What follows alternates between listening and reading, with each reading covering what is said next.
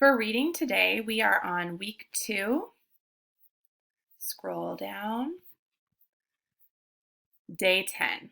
And we're focusing on math and science, measurement. So our fiction book is Inch by Inch by Leo Lionni.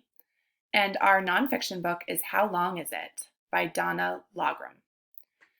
So, as usual, after you've done the Take Me There link, here are a couple of other things you can check out. So press Take Me There.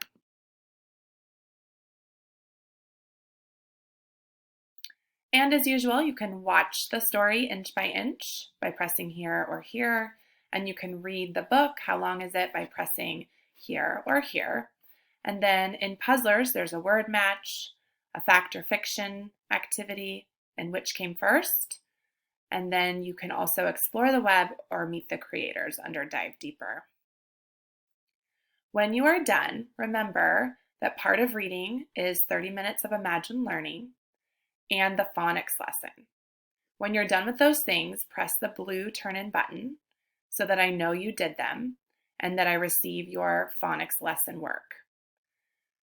If you can, it is the best for your learning to read on your own in books at home or on Epic Books. Keep up the good work.